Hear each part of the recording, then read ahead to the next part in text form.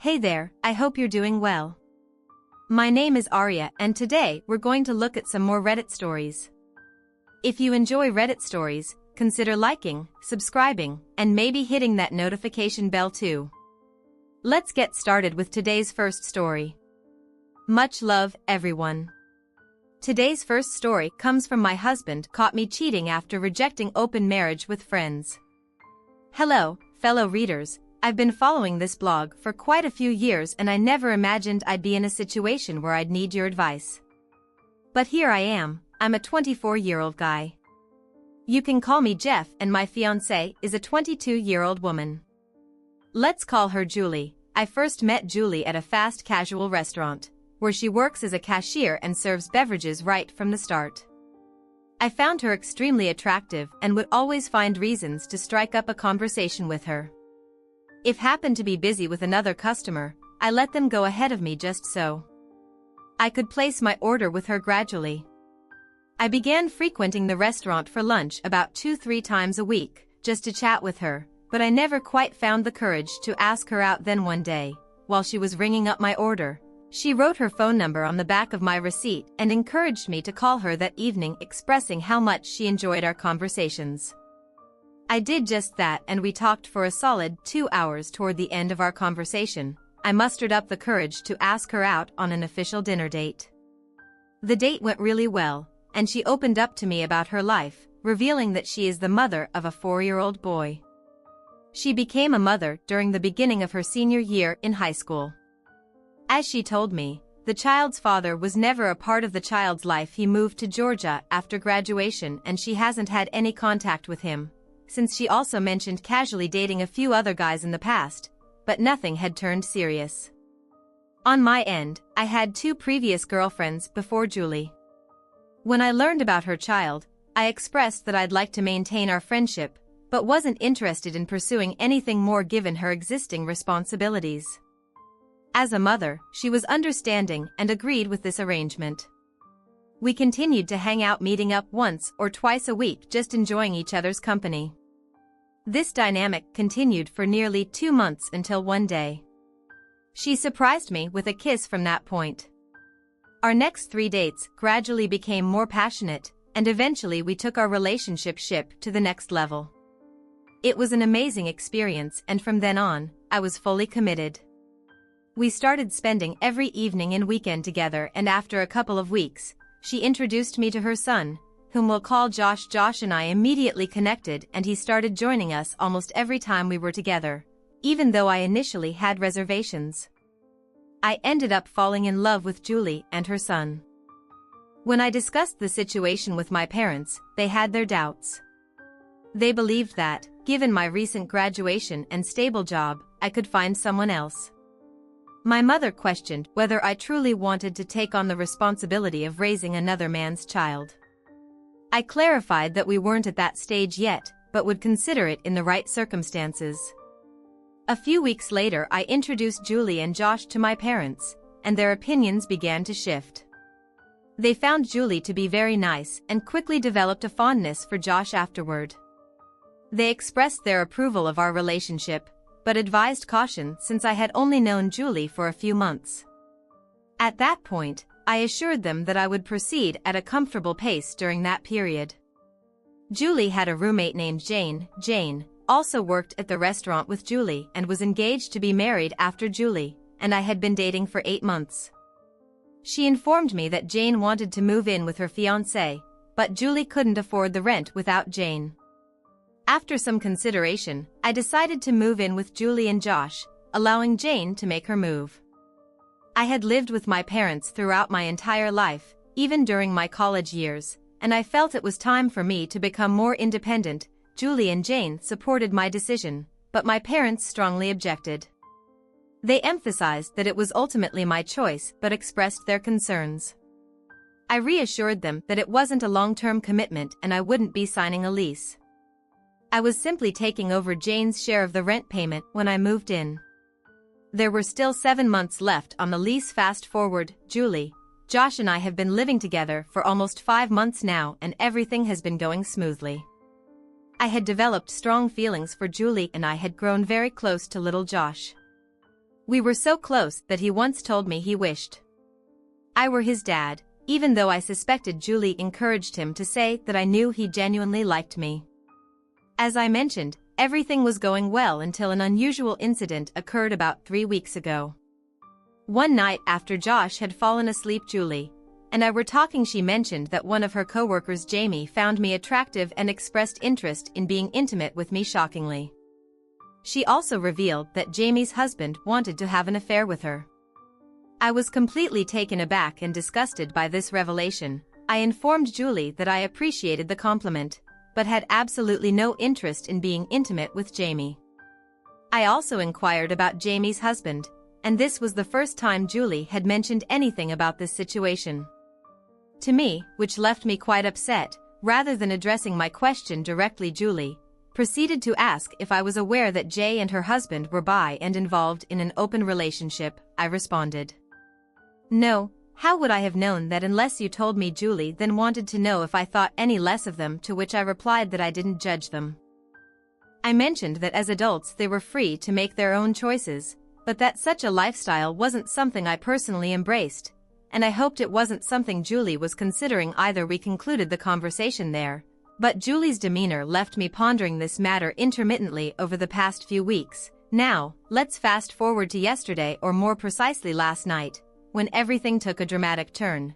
Julie's former roommate Jane and her long-term boyfriend got married. They had a civil ceremony at 5:30 p.m., followed by a lively reception. The party extended into the early hours of the morning. I typically don't consume alcohol, and I was the designated driver for Julie and several of her friends. Due to my large SUV, the group consisted of Jemia, her husband, and another coworker of Julie's, Jess, who attended the wedding solo. If you are enthusiastic about this narrative, please inform us. If you found the video enjoyable, please press A. If you do not have the desired option, please press B. Your feedback serves as a great source of inspiration for me to collect more uplifting and profound stories.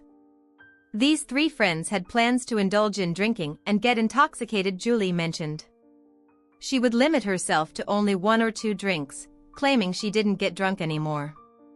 In fact, I had never witnessed her drink prior to last night. As the night went on, everyone was enjoying themselves, imbibing and dancing. Around 11:30.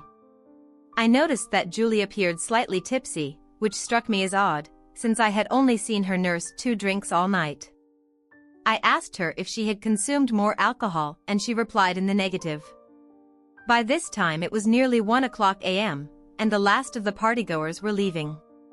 I gathered everyone who had ridden with me into my vehicle. Our first stop was Jess. The single attendee, whom I dropped off. The next stop was at Jay and her husband's apartment. When I pulled over, Julie mentioned that she needed to use the restroom. She exited the car and followed Jemia and her husband, whom I'll call Joe, up the stairs to their apartment. I remained in my vehicle with the engine running, assuming she would return within a few minutes. After waiting for about 10-12 minutes, I turned off the engine and decided to check on the situation. Upon reaching the door, I knocked and entered inside. The living room stood Julie along with Jemia and Joe, all visibly intoxicated from their conversation. Without any prompting from me, Julie suggested, "Let's sleep here tonight." I nervously chuckled and replied, "No, Leighton, go," but what she said next left me stunned. Julie continued, saying, "They've got 2 bedrooms, you and Jamie can sleep together and me and Joe can sleep together." Hearing this, disbelief and anger welled up within me. I reiterated, "Leighton, go." However, Julie roared, "I'm not going anywhere, and you can't make me. You can stay here with us or you can leave." Frustrated, I approached her, gently reaching for her hand. She pulled her hand away abruptly and snapped, "Get off me," in response. I said, "Okay," turned and exited the door. I was burning with anger at this point, thoughts racing through my mind at lightning speed. I drove back to our apartment, briefly contemplated returning to see what was happening. Then I realized I no longer cared about her actions. At this point I was done. I made the decision to pack all my personal belongings into my SUV and move out. So from around 1:45 a.m. to just before 3:00 a.m. I went in and out of the apartment, loading up my vehicle. Subsequently, I drove to my parents' house and called them on the way to let them know I was coming over. They were not critical or judgmental, but my dad offered his perspective, saying, "Son, it's best you found this out now." The following morning, around 9:30 a.m. Julie called me, but I allowed it to go to voicemail. She left me a message as if nothing had occurred, saying, "Hi babe. It's me. I hope you slept well. I fell asleep as soon as you left. Come get me as soon as you can. I love you." She called again 15 minutes later, and once again, I chose not to answer. She continued calling repeatedly. Her voicemails became increasingly frantic, and she also started texting me in one of the texts. She admitted, "Jimmy just told me what an unholy I was to you last night. I'm so sorry, I didn't mean it. Please come get me." I did not respond to any of these messages. Approximately an hour later, she left me another voicemail, realizing that I had moved out of the apartment in this message. Her desperation was evident as she asked why I had left and claimed that she was drunk, emphasizing that she didn't mean anything she had said. She also reassured me that nothing had happened between her, Joe, or Jimmy. She concluded by saying, "I know you're at your parents' place and I'm coming over." Upon hearing this, I didn't want her to create a scene at my parents' house, so I quickly sent her a text. She immediately responded with a text pleading for me to come back home. I replied simply, "No, we are done." She texted back claiming it was all a big misunderstanding. Again, I responded firmly, "We are done." She then texted back saying she was coming over to my parents' house. I messaged her letting her know that I was leaving for the day and wouldn't be there when she arrived. I informed my parents about her impending visit and expressed my desire to avoid seeing her and any potential scene she might create. At this point, I had no idea how she would react, as she had been a completely different person. Last night, from the woman I had known, I left the house and headed to a coffee shop, planning to stay there until she left. I asked my parents to call me if she showed up. About half an hour later, my dad called and informed me that Julie had been there and had left.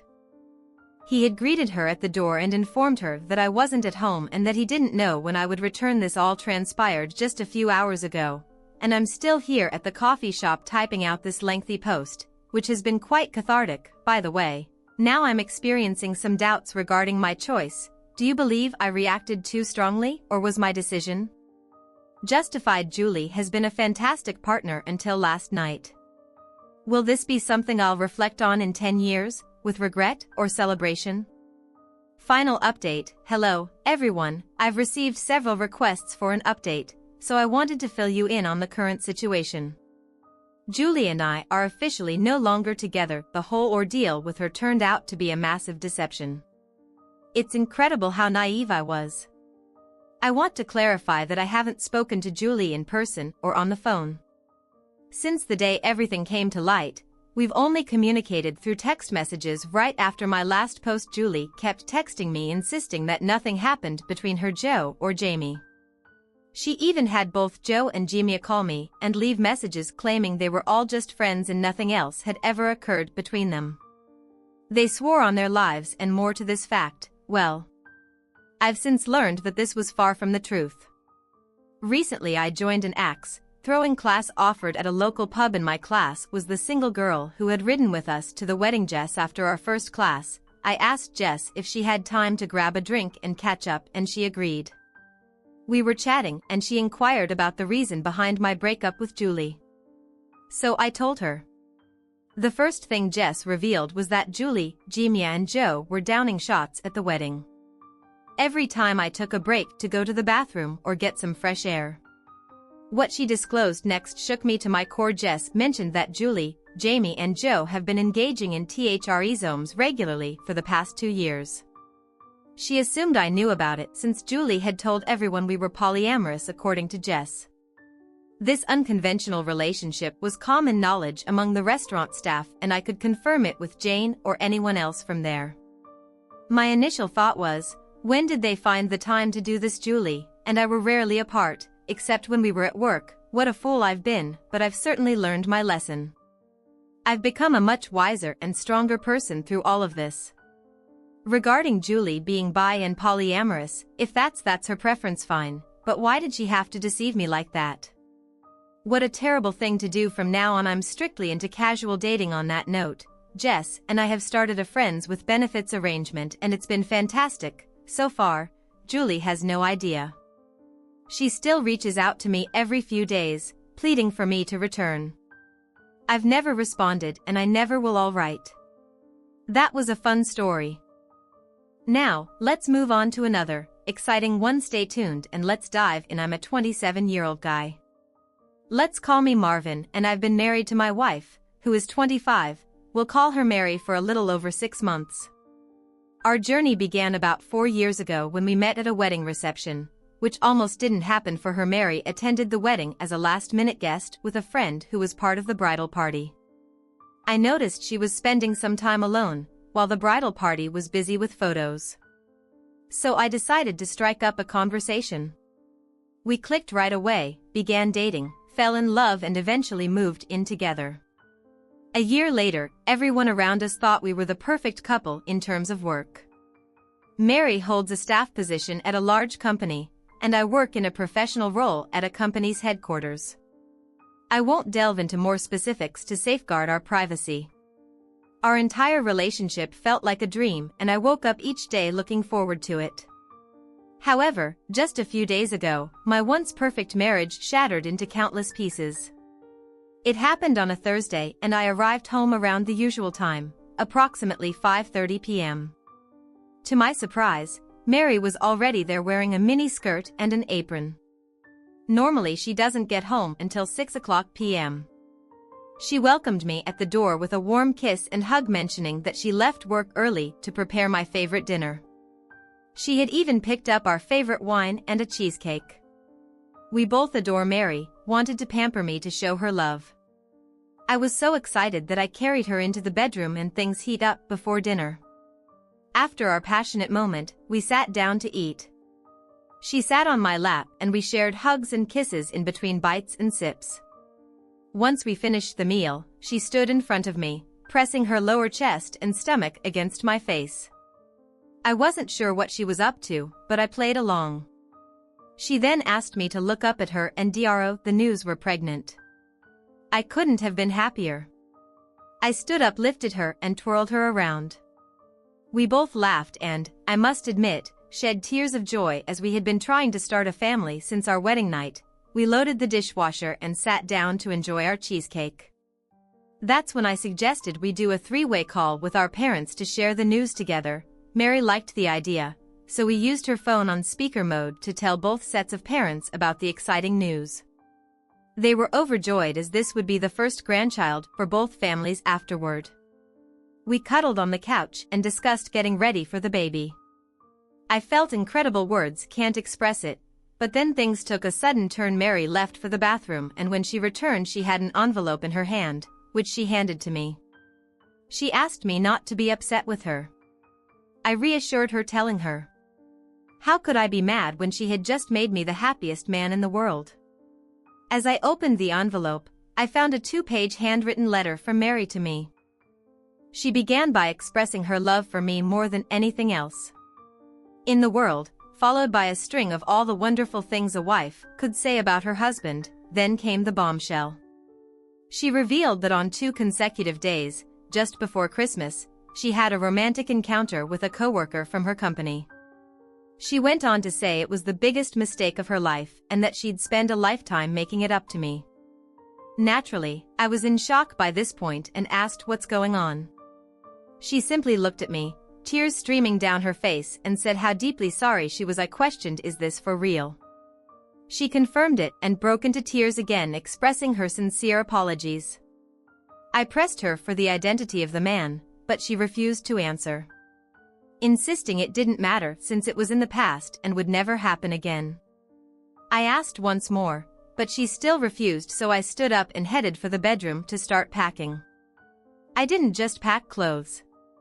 I also gathered some of my personal belongings because cheating was a deal breaker for me. While I walked toward the apartment door, she was on the floor, clinging to my left leg, crying. I continued walking slowly, gently trying to free myself from her grip. As I reached the door and opened it, she let go and stood up, and there happened to be a guy coming down the hall whom I greeted as I opened the door. After that, I drove straight to my car and traveled 20 miles away to stay in a hotel for the night. On the way, I phoned my nearby living brother and explained what had unfolded, and he couldn't believe it. He remarked that there might be no recovering from this, to which I replied that I wasn't certain, because I felt utterly devastated and didn't want to dwell on it. He suggested that I come to his place, but I declined, saying I wasn't in the right state of mind to drive, so he insisted on coming over to the hotel to talk to me. The first thing my brother inquired about was whether the child was mine. My response was, "Oh man, I didn't even think about that." My self-esteem plummeted, and I started venting my frustrations with my brother, patiently allowing me to let it all out. Once I had calmed down, my brother advised, "You need to devise a plan for how to handle this situation. I'll assist you." I initially expressed my desire to find a way to salvage the marriage, but my brother reasoned with me. He explained that I had a unique opportunity to walk away from this without major consequences, as an annulment of the marriage could be a possibility. He cited an example from our childhood, where a neighbor cheated on his wife just 3 months into their marriage, and the wife was granted an annulment. By the end of our conversation, I still felt terrible, but I had a clear plan for my next steps. The following day, which was Friday, I had chosen to take the day off since I had worked 4 10-hour days the previous week, earning me a day off. I spent that day researching attorneys and managed to secure appointments with 3 different law firms throughout the day. Mary bombarded me with non-stop calls and texts. She didn't go to work and her voice sounded frantic. I chose to ignore her calls, but did reach out to both our parents to explain the entire situation. I also called her best friend and canceled the double date we had scheduled with her and her boyfriend for Friday night. Perhaps I shouldn't have disclosed our personal issues to everyone, but I was consumed by anger and a desire for revenge at that point. Later in the afternoon, my sister-in-law called, mentioning that Mary had been trying to contact her all day. She informed me that Mary had driven to their house twice to see if I was there, which was a 30-minute drive, illustrating her frantic state. My sister-in-law told Mary that I wasn't there and that they knew my whereabouts, but couldn't divulge the information. The messages from my wife were essentially incoherent, filled with frantic pleas amid sobs, containing all the things you'd expect from someone in her situation. On Friday evening, I treated my brother, sister-in-law, and parents to a lovely dinner at a nice restaurant. It was a kind of celebratory dinner for my brother and sister-in-law, since their 10th anniversary was just around the corner. We had an enjoyable time. Although our conversation mostly revolved around Mary and me, they all believed it would be best for me to seek an annulment, move forward, and start anew. However, I wasn't entirely convinced. They proposed that I meet with Mary the following day to break the news to her. My sister-in-law also insisted that I request a prenatal paternity test to determine the biological father of her baby. I had no prior knowledge that such tests were possible. I assured them that if the baby turned out to be mine, I would wholeheartedly love and be the best father to the child.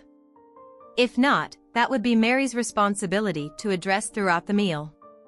Mary called me 4 times, while my brother, mom, and sister-in-law each received 2 calls from her before leaving the restaurant. I phoned Mary and arranged to meet her. The next morning at my brother's house, she had suggested meeting at our apartment, but I declined.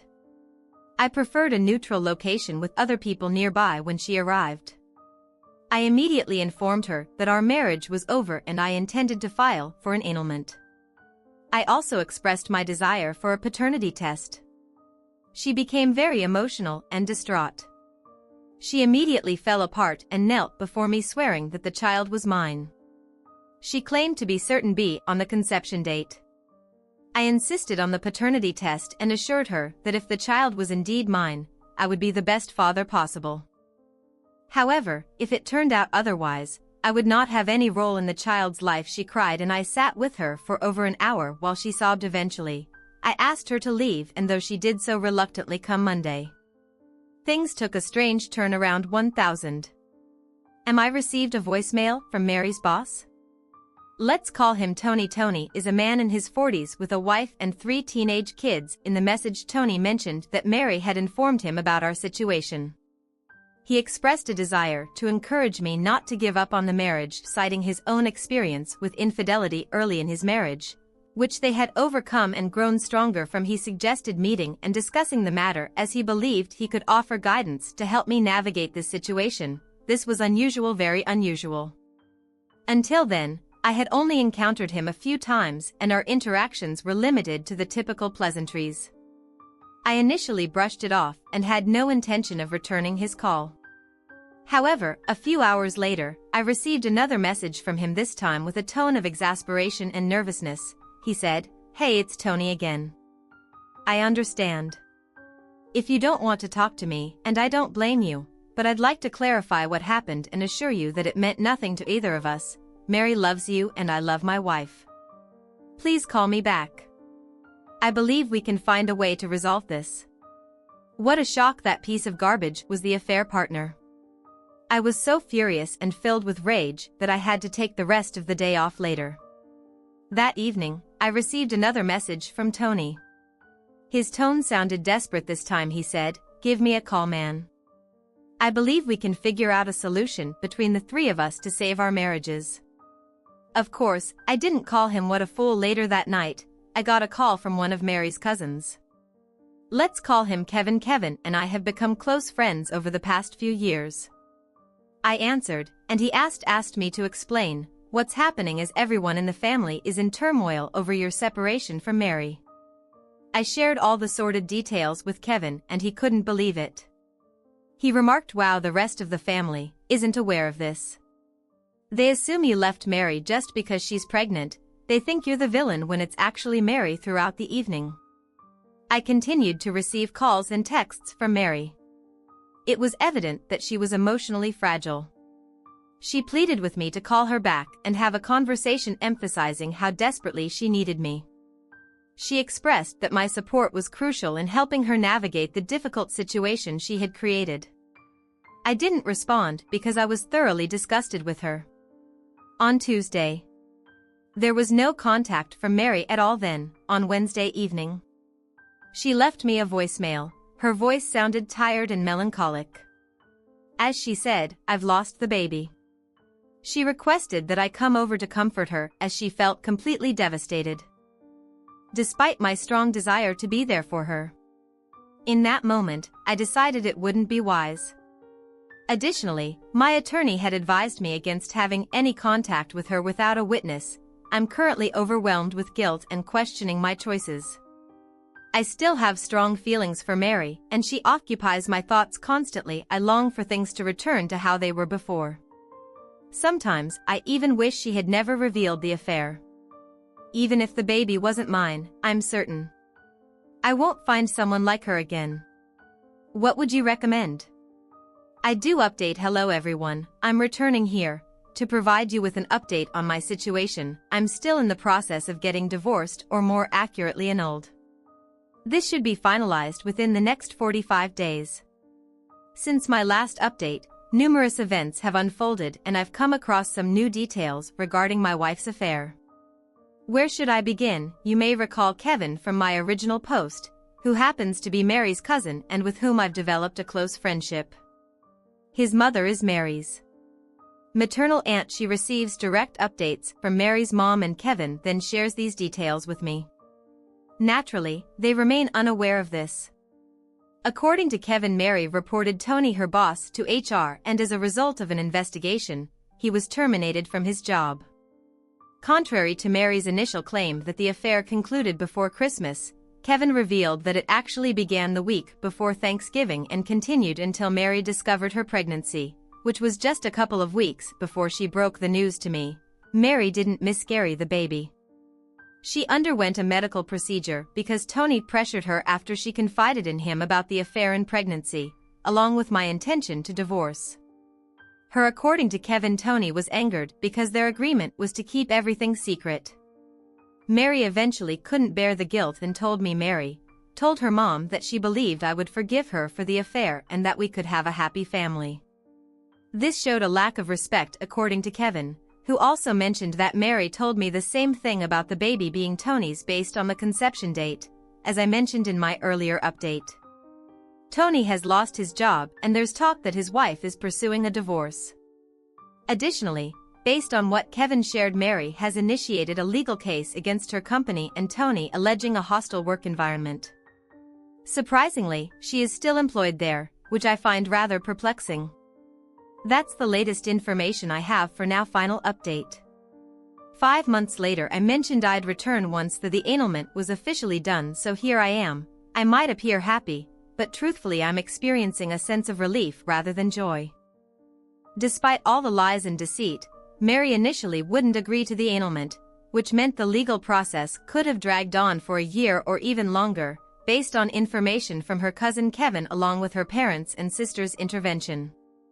They made her realize that prolonging the proceedings would expose all her secrets in court. Eventually Mary saw reason and consented to the annulment, which was finalized 2 weeks ago. Even though we're now divorced, Mary is still attempting to reconcile with me. She inundates me with text messages and voicemails multiple times each week, offering everything from a one-sided open marriage to sharing the settlements she received from her company and her lover. According to Kevin, she settled for roughly $100,000 from each party and ended up with around $150,000. I've consistently ignored her, and, as Kevin mentioned, it's really getting under her skin. She's absolutely fixated on winning me back. She's even informed her family that reuniting with me is her ultimate objective, believing it'll happen eventually. Well, let me tell you, that's not going to occur. That sums up my story, at least for the time being. I appreciate all your advice. It genuinely confirmed I made the correct decision. Hopefully, all you newlywed guys here have taken some lessons from my ordeal and can steer clear of something like this in your own relationships. I need to share this story here because if I share it elsewhere, it could have serious consequences for my life. My boyfriend and I have been together for 3 years and generally we've had a great relationship. However, I made a terrible mistake. There's this guy. Let's call him Mike, whom I've been friends with for over 10 years. We are very close friends, and at one time, during high school, we were teetering on being something more, but it never happened due to circumstances. At the time I was devastated, but came to accept it.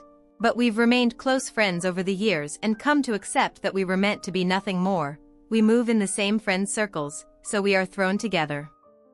Often some of my previous partners have had a problem with me being close to Mike and other male friends, but generally they've never imposed any rules. So we never had to tone our friendship down. My current boyfriend is usually jealous and protective, but since Mike also has a girlfriend, it had eased my boyfriend's worries 2 days ago. We hung out at this trendy place outside the city and were getting drunk as it got closer to midnight. Our friends started leaving one by one. Normally I'd have left too, as I'm an early sleeper, but this day something was in the air and I felt it. Finally, our last friend left and that left me and Mike with a few other random people in the bar.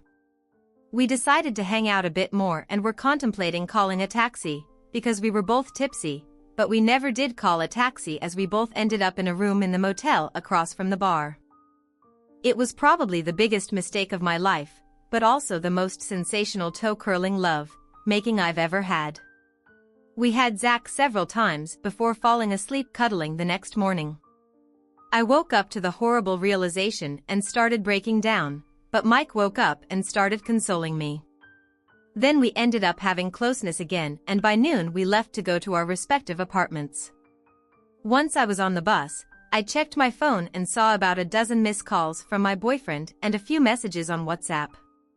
His last message said, "You better get back soon." I was dumbstruck because that sounded threatening and he's never been like that before. So I hurried back home and found him waiting there with his bags packed the second he saw me. He started lashing out at me, calling me names like hoes, slang, etc., and wouldn't even let me get a word out. I knew by that time what this was about, and somehow word of what I did with Mike had reached home. Even before I did, I tried to calm him down, but he wouldn't have any of it and walked out of our apartment with his stuff on his way out. He said he hoped betting Mike was worth it because he's through with me. I went after him, literally breaking down in the parking lot, asking him to stop and listen to what I had to say, but he just drove off. The guards at the SEC post at the gate were watching and came to inquire after me. So I'm sure everybody in the complex has already heard of our ordeal. By now I feel intense guilt because I know my boyfriend has been faithful to me through and through. I feel absolutely terrible and don't know what to do. I don't want to involve anybody else, especially my friends. I know they'd be horrified and completely turned off by me. I do not know what to do and I'm a total mess now. So I know everybody asked me not to contact Mike, but I did anyway. I had to warn him that my boyfriend knows and he might alert his girlfriend too, but it turned out she already knew. One of her coworkers had been inside the bar when Mike and I slipped off to the motel from across the bar on the other side of the road. He had tipped her off, who in turn tipped my boyfriend off, so literally by the time Mike and I hit the bed they were aware, and we had closeness for hours, unaware that our respective spouses were aware of what we were doing the very second. I do not know what to feel or what to do now. My boyfriend has been completely unresponsive and I think I'm blocked. I'm yet to tell any of my friends. I really do not want to, but I know it's just a matter of time before they come to know. Edit. Yes, I've been in contact with Mike. I do not have anybody to rely on now. I need some emotional support system, and considering I'm not getting it here either, who am I even supposed to turn to accept him? Edit. 2. Yes, Mike has been over to our place. No, I do not know what to do about our lease. It's been 4 days now since he left, and I think I've got to face the harsh truth. My boyfriend is my ex now. Most likely he's not on the lease, as this has been my apartment from the beginning, but he did pay rent, so yeah, he's not bound by the lease and can up and leave, and now I've either got to pay it all on my own, difficult given my income, or find a flatmate. My friends are still unaware. Edit 3. My friends have learned about the situation and their opinions are mixed, which is somewhat reassuring, because not all of them are completely turned off by me. Mike and his girlfriend are trying to work through things, so he's moved out of my place for the time being. I plan to post an ad soon to find a flatmate. I've been drinking excessively to numb my pain. That's the update. Feel free to criticize me if you want. I'm going to turn this one over to you. What do you make of this situation? Share your thoughts in the comments below, and as always, a huge thank you from the bottom of my heart for getting involved in today's stories. Your love, support, and time mean the world to me. So, thank you so much for being part of this. I really appreciate your time. I'll see you in the next one. Take care and much love.